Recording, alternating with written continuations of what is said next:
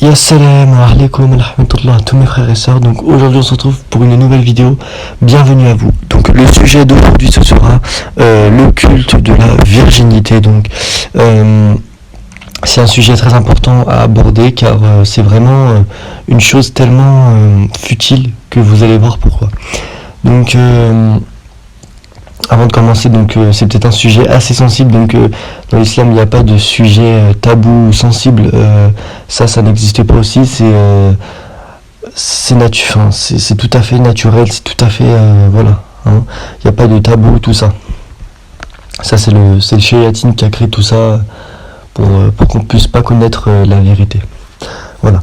Donc du coup on va parler de ça, donc du coup qu'est-ce que c'est le culte de la virginité? En fait, c'est des cultures qui disent que il faut qu'une femme soit vierge pour pouvoir se marier avec un homme.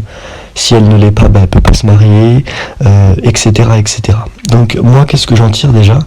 On doit déjà, avant de penser comme ça, il faut regarder le meilleur des hommes, l'élu d'Allah, le préféré d'Allah. Enfin, quand je dis préféré, ne vous sentez pas rabaissé, hein. C'est parce que c'est le prophète d'Allah, c'est l'élu d'Allah. Il a été mis pour nous, pour la dernière génération. Désolé, parce que voilà. Donc du coup, la dernière génération, on doit regarder son comportement à lui et comment lui il était.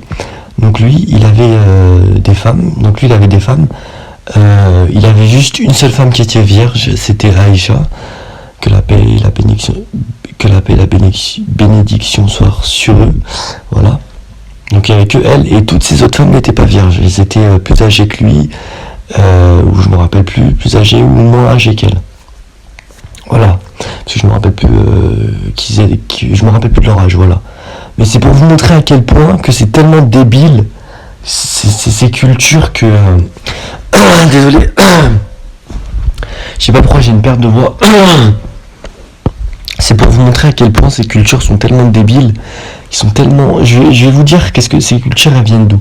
Ces cultures elles viennent de shayatin, du diable. Pourquoi? Pour tout simplement empêcher le mariage et propager la fitna, le péché, le pire péché.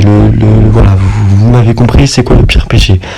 Voilà, c'est pour propager ça et c'est pour rendre la vie compliquée aux musulmans. C'est pour voilà, une femme, même si elle n'est plus vierge, elle peut quand même se marier avec un homme. Voilà, il faut arrêter avec ces cultures, c'est du n'importe quoi. Regardez le comportement du prophète, suivez-le, vivez dans la simplicité et compliquez pas les choses.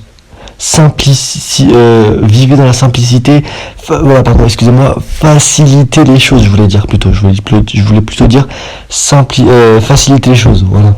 Faciliter les choses comme le prophète le faisait. Voilà, donc il faut vraiment vivre comme lui et arrêter de se poser des questions, car quand on se pose trop de questions, le diable il vient faire du ouest-ouest, tout ça. Tout ça c'est vraiment du n'importe quoi. Il a créé ça, c'est le shayatine qui a créé ça, c'est pour que les femmes se retrouvent seules toute leur vie, etc., et voilà, et pour que les hommes aussi se marient pas, parce que si les femmes elles ne peuvent pas se marier, et si par exemple voilà, donc comme ça après les hommes aussi se retrouvent seuls, et etc., et puis après ça propage la fitna, le péché, et de toute façon on y est déjà et ça s'est déjà propagé. Voilà. C'est pour tout simplement vous dire que tout ça, ça vient du diable.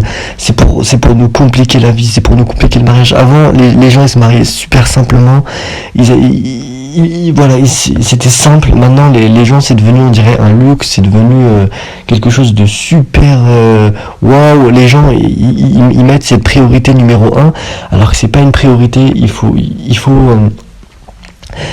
quand je dis que c'est pas une priorité, c'est une priorité, mais il faut pas non plus, il faut pas non plus le rendre compliqué. Enfin voilà quoi, il faut pas mettre des barrières, il faut pas se mettre En fait, si le mariage en fait c'est prioritaire, mais il faut pas le mettre en numéro 1. Il faut mettre en numéro 1, vous savez qui? Allah.